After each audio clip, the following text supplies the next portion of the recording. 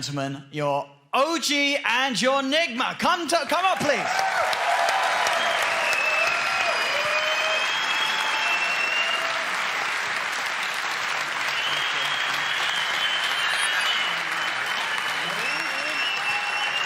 First off, Miracle, your voice is beautiful. No, man, it's not.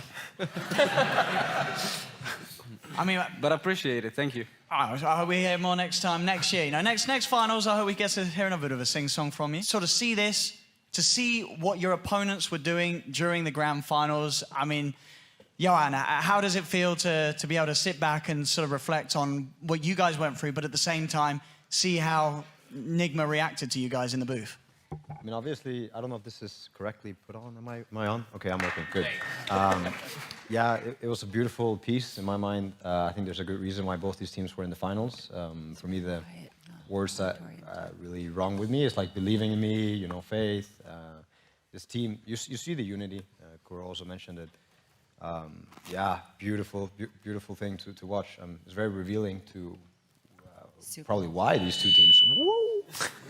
Why these two teams are in the finals, right? But yeah, loved it. Very emotional roller coaster. Kuro, did you guys feel kind of like you would have this similar type of mentality going into all of it after watching? I mean, you get to see that you guys did have that similar, like, you know, unity, keeping it positive, trying to do all that kind of thing. Did you think it would be like that on both sides? There's definitely a part of that. For us, it was just like, oh shit, we're in the finals. You know, we just beat LGD, and it was a crazy series.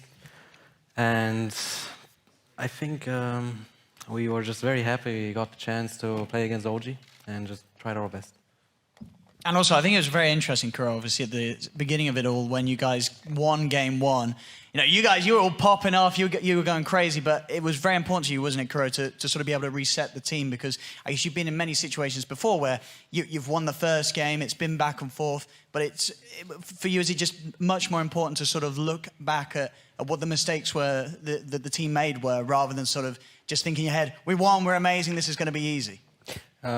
We definitely believe in riding our positive emotions into the next game, but at the same time, you gotta just stay grounded. Otherwise, things can go wrong really fast. And at the same time, the statement we saw in the true side, it was connected to, like, our communication was more stressed than usual, and we all felt it. And that is connected to us just being exhausted from the whole run of TI.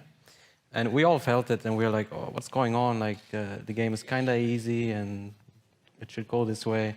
But yeah, so we just want to reset and focus on the next game.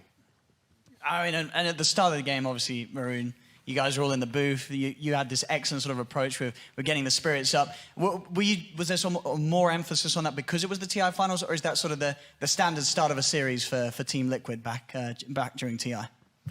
Well, so we have this guy on the end, I think. He's really loud, he's really fun, he has a huge amount of energy. So we kind of feed off his energy, and we try to give him as much energy as possible. So we lift each other up, and we just start the game and start the series with a lot of positivity, so we start on a good note. And we are, obviously, you've been, as we saw in the film, you've been in this position before, being in the grand finals, obviously different team this time. How was it sort of different, sort of going in? Was it a very similar sort of vibe, or did the way that Team Liquid approached the start of the series feel quite different to what you experienced before? It was similar in terms of, I get to play the first game, like TI6 it was Sky, and this TI was Meepo, just like my favorite heroes. And I just went downhill from there, that's true. So Jarex in particular, I did want to ask, you know, how did this one feel different for you guys, at least? Because, you know, the other one was your first time win. This is the second time. Was there a big difference? You know, were you still super hyped up, or? Yeah, so I think what we understand from past is we kind of learned to own the place. So the booth is actually ours. And I think what we got the vibe that we really owned the place, as we have already been there. We have already won there. So it's just about repeating it again, I think. Did you guys... Another thing we did actually get to see in the video, too, is like a lot of common things at least being understood about the game. Did you guys expect something like that as well? It's like, oh, you know, Ember's going to be coming up, and it's like, oh, man, Ember's pretty good here, you know? So did you guys feel like you guys would have at least expected both of you to have those similarities as well? Yeah, so I think both teams were kind of predictable coming to these finals. I think we both figured out that what of each team really want to execute, as TI meta is kind of playing on your comfort. And well, we prepared for the Tidehunter Tide pretty well ourselves, but they were also very keen on banning the heroes that we really wanted to play, like the IO. I think Ember was a huge thing also. The Tide MSC, it looked like overall a very sort of emotional series for you as a player. A lot of the times we obviously had these camera shots of you sort of just sat back and sort of like, where was your head at the moment during that series? Why was that so different to sort of all the other victories that you've been through on the way to the finals? So I think I got a lot of confidence before the final because we won like all the games with Tidehunter. So even after game 2, I still felt like playing the hero because I just had this confidence that I would never lose with this hero. I mean, Seb, we obviously heard from you. Obviously, first of all, between you guys, there's obviously massive amounts of respect for one another, and that was obviously said by both of the captains going into that final series. But in the booth, Seb, you were sometimes a little more critical of some of the picks and such, and such things as the Tide TA. I just sort of wondered, why in your head did you feel that you had such a confident grasp of how to defeat the Tide TA? Why to you was it not anything scary at all? I mean, there's like two things to it. First of all, like I do want to say that, you know, like Liquid and now NIGMA, like they're probably the team that we respect the most, and that's not us like kind of sugarcoating it. It's truly a team that we've learned from, you know, that we've studied all the way back to, I don't know, like 2017, 2018. So we had to put them down, right? Like we had to be like, you know, they're not as good as we think they are. Even our coach, Sox, you know, that I'm giving a shout out to, like, he even saw that all the way through the season. He's like, guys, you know, I don't want to hear it anymore. Like how good they are or what they do and whatnot. You guys can be better. You guys are better. Anyway, so there's a little bit of that where, you know, you want to like, yeah, it's about getting your spirit up, right? And getting ready to go to battle. Because if you're going to go into that being like, oh, MC Tide is that good and, you know, we had TA is that, I mean, what's the point? You might as well just like, you know, just go home or watch the game perhaps. Anyway, so we just go into it, and these are heroes that we personally don't believe in as much, maybe because they don't fit us, or whatever the reason is.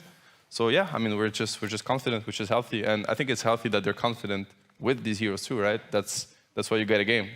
Else would just play on paper, you know, writing, oh, you get the title, oh, good one, man. Like, go next, you know. That doesn't work either. No. Yeah, I was like amazed actually to see like the respect and just the confidence from both sides, especially too. Like I know Saber after the first game, you're like, yeah, game's done, whatever, shake it off. Like we know we had that one, and then I see from you guys on NIGMA, it was very similar thing. Like the four of you were very excited.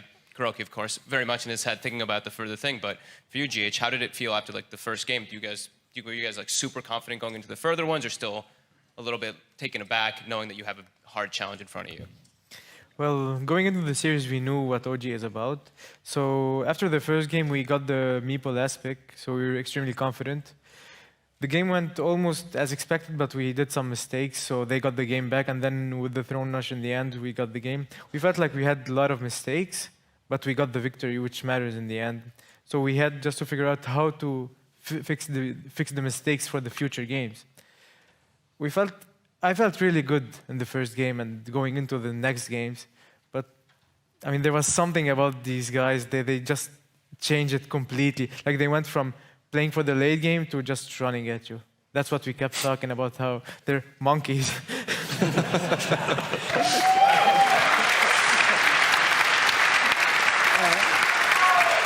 And so, whilst we're on the topic of the first game, as I said, there's obviously a lot of respect between you guys, and there is something that we can actually show you all. Of course, earlier today, we had both of the teams get together and watch a screening of True Sight in private, and we filmed all of their reactions. So we have a little teaser to show you right now. The rest of it, the entire video, will be uploaded tomorrow. So tomorrow, you'll be able to watch through the whole thing again alongside OG and Team NIGMA. But going back to, so this clip is going to be from Game 1. And it's a bit of a build-up to the Roche fight where things started to take a bit of a turn back in OG's favor. So it's very interesting to see, just have a look at how the players sort of react to seeing what occurred. Am I gonna... I'm gonna buy back now. No, I'm gonna run it. Still a mind No. control, mind control. No! No! What you doing? Why? Why? Mind control. There's no follow-up. They've got it.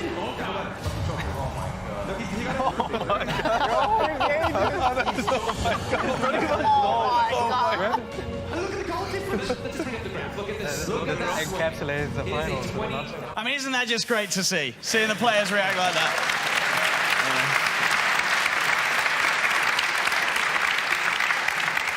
I mean, because mind control, as I say, I feel like I speak for a lot of us that when we were watching that, you know, our hearts were hurting for you. You know, we really sort of felt the pain that you were sort of going through in these games where you had such a tough time. But now, sort of looking back on it, you're just able to sort of see it in a more positive light, and it was something that were you quickly able to move on, or did it sort of hang over your head for quite a while after TI?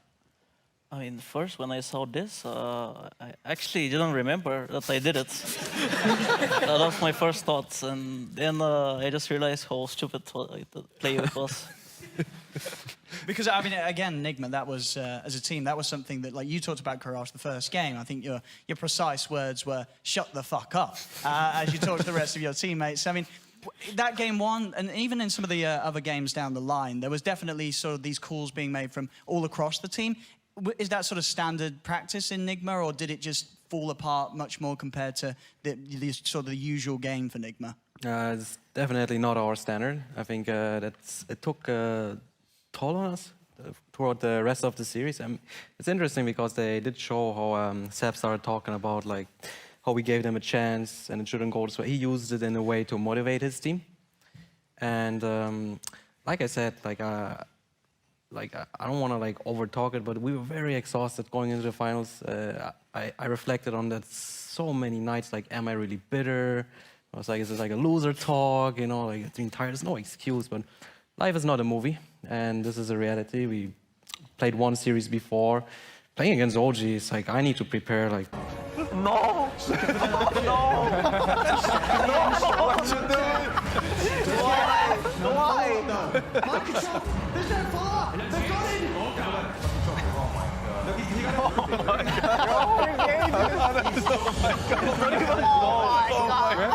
And look at the goal difference. Encapsulates the finals. I mean, isn't that just great to see? Seeing the players react like that.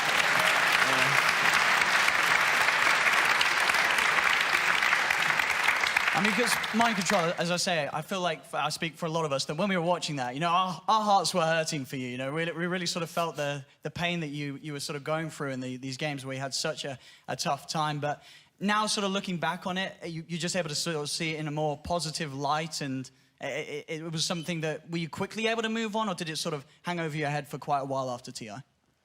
I mean, first when I saw this, I actually didn't remember that I did it. That was my first thoughts, and then I just realized how stupid the play it was. Because, I mean, again, NIGMA, that was, as a team, that was something that, like, you talked about, Courage, the first game. I think your precise words were, shut the fuck up, as you talked to the rest of your teammates. I mean, that game one, and even in some of the other games down the line, there was definitely sort of these calls being made from all across the team.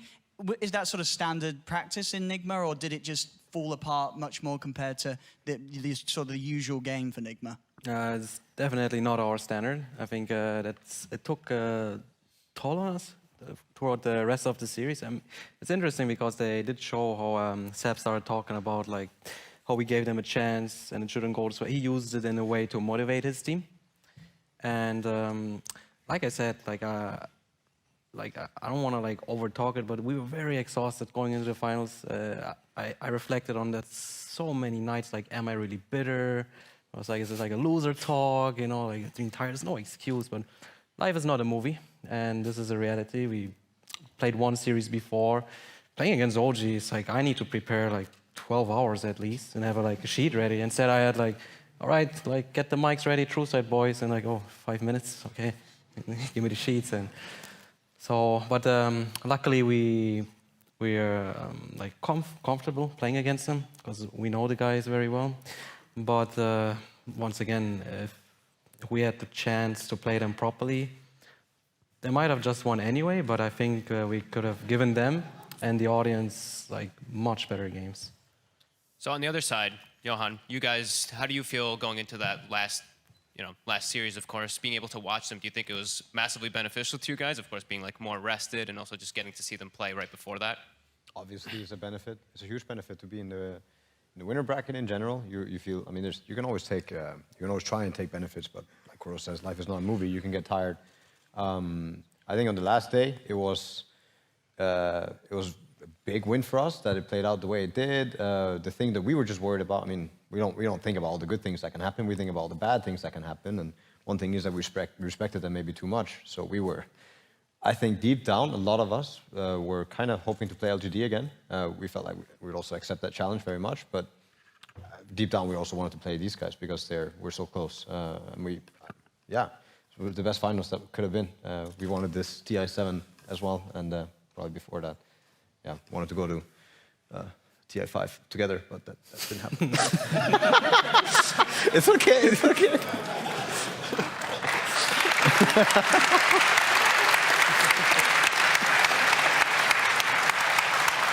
And Topson, we've got to talk to Topson. Can we do that round? Topson, 100% TI win rate here on this man. Woo!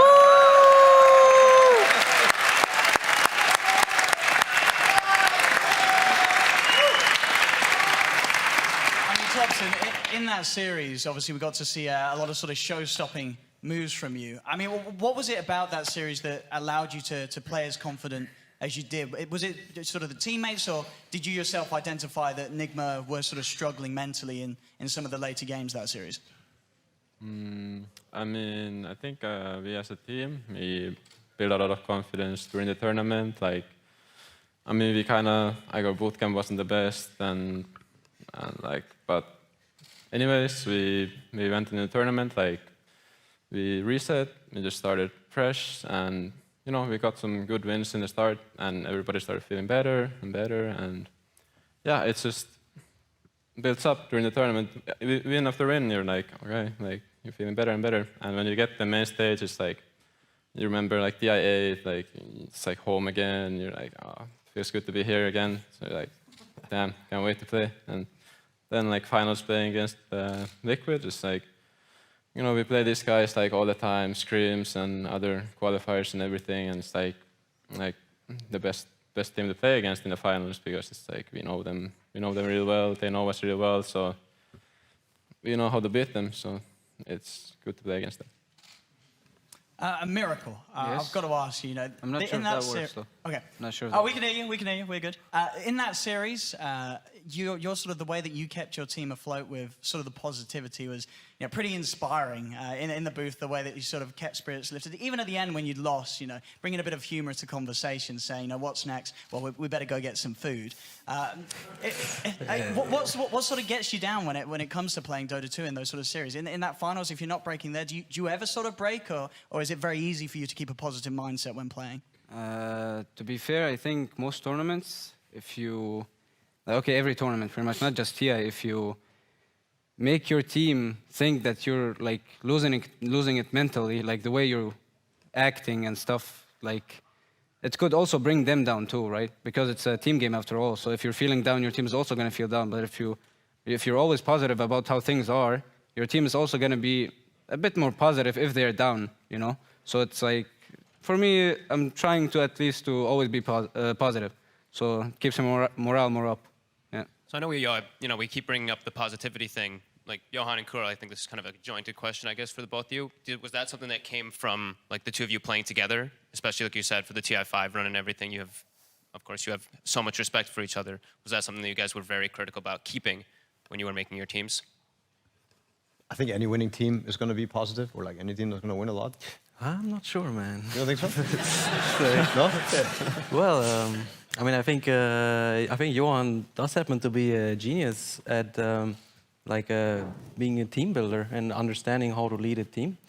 It's one of the main things I respect about his abilities to play Dota. I think I learned from you, if anything. And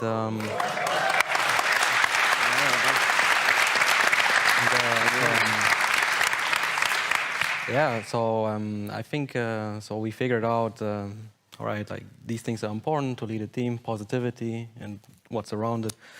And yeah, at the end of the day, I think all of us here, we also just want to have fun. And you know, when you play these toxic pubs, and it's not fun.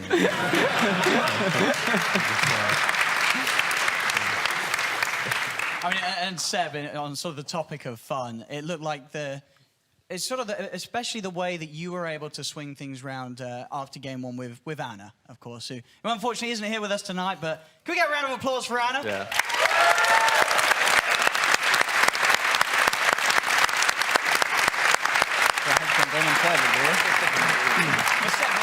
The way that you dealt with Anna, obviously after that first game where you guys had this very rough sort of a defense, and the way you were very quick to approach him and realize that, you know, this is where you've got to step in and sort of be the man to have that the shoulder there for Anna to sort of just lean against and talk to. Did you just know straight away, sort of as that game was ending, that is exactly what you had to do as soon as you got out of the booth? Yeah, I mean, we're honestly, like, in this team, we're literally brothers. Like, I feel like competitively, at least, I know them as much as I know my own brother, and it's the same. So I don't know his tone, his look. You can tell exactly what's going on if he's lacking a little bit of confidence, or he's feeling down, or sometimes it'd be the opposite, right? Somebody would be like good enough, or maybe somebody he'd be too high, up on energy and whatnot. And no, I mean, after that game, he felt like he let us down. That's how I felt. That's how we all felt, I'm sure. Like that he kind of owed us or something. And the only message that we wanted to get across is like, hey man, like we just want to play with him. You know, we just want to, whether we're gonna win with him or lose with him, it doesn't matter. We just don't want to, would even not want to win without him. You know, we'd rather lose with him. We just want him to be himself. And I mean, he didn't want to buy back. I didn't want to buy back. That's it. You know what I mean? Like we were meant to lose this game, but we just needed him for the next games. And look what he did, right? That's Anna in a nutshell. Is like he's gonna do this one mistake, and next thing you know, he's playing Amber and he's just styling on everybody. You know. And would we be against him? He'd win the game 1 versus 9. That's how I feel. You know how much he can do with this game. So, no, I mean, I'm you know, obviously, we're all wish that he'd be here tonight. But yeah, big shout out to Anna. I mean, he's like one of the best players that ever touched that game. That's how I feel. And yeah. So, Seb,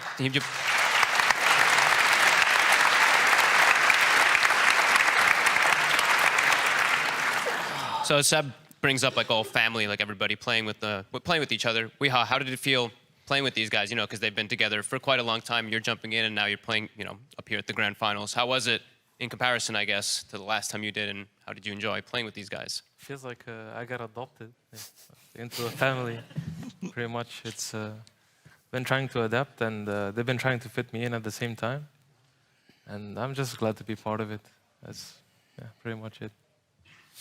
Well, just sorry to interject, as a reminder, we are going to be starting to take some questions from the crowd. So if you do want to start queuing up on the side, this is the time to sort of get over there and get ready and get your brains to thinking of some great questions to ask. And we'll be pulling from you guys very, very, very shortly. After الفانز لما يسألوا بعديها خلاص. So, Jarex, did you enjoy watching all that though? You know, your performances in particular. I'm going to start bringing a couple more about specific heroes. You know, this Tiny. We saw you play it over and over and over again, and we did see in comparison, you guys on NIGMA were mentioning you don't really play the 4-position Tiny. It's kind of going to go back and forth here. Did you feel that one was so crucial and instrumental to you guys, of course, winning the finals here?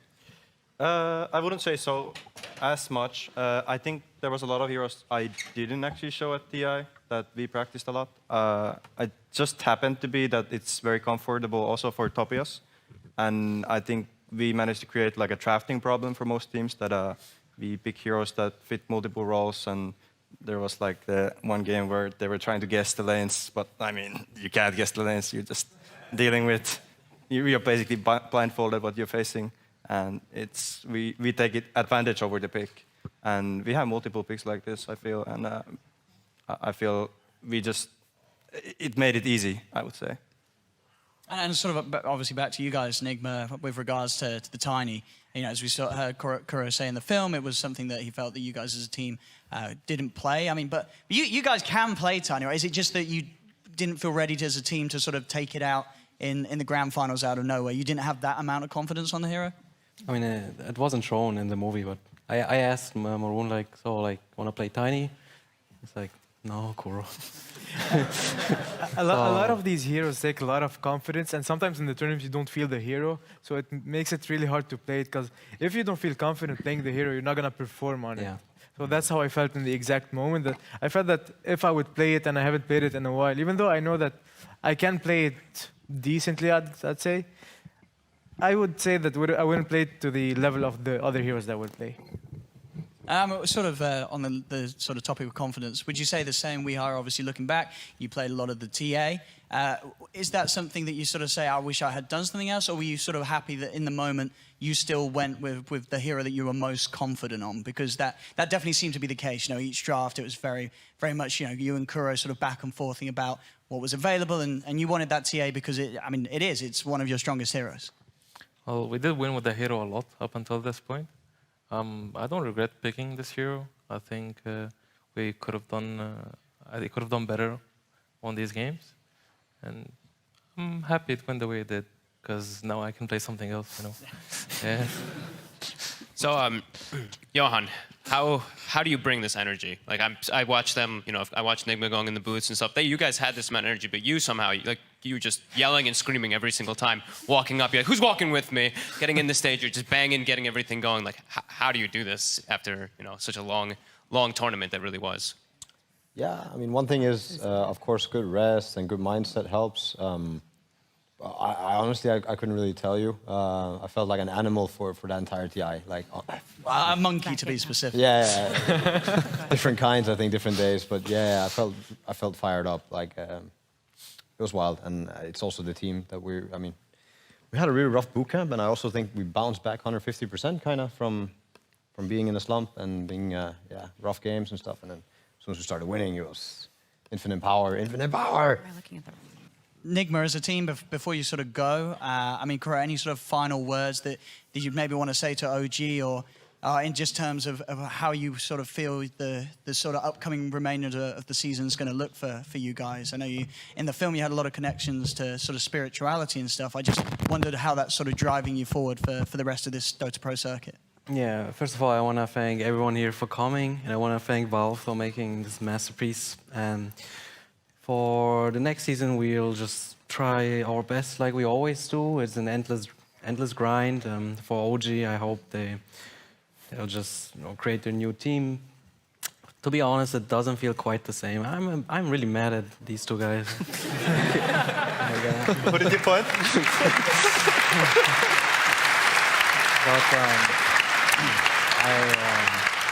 I understand where they're coming from, since I've been playing for a very long time myself, and all the respect to them. And one more shout out to Jerix and Sepp especially, please, and Arno, who's not here.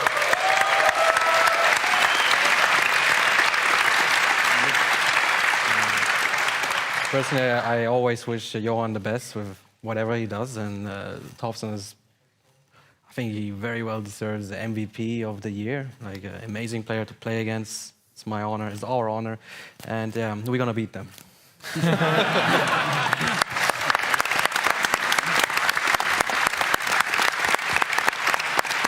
Well, as mentioned before, it really has been an absolute honor for you, Team NIGMA, to come here as, of course, not the losers, but I'd say so the second place winners, wouldn't you agree, really, of that TI? You know, Yeah. we don't do losers here. But again, for you to come up and be able to talk to us, and a reminder for everyone as well, you will get to see Team NIGMA's reaction to the entire film in the video that will be uploaded tomorrow. But one more time, ladies and gentlemen, NIGMA, we've kept you here long enough. You guys, you can have a break now. It's Team NIGMA, ladies and gentlemen. Thank you, guys.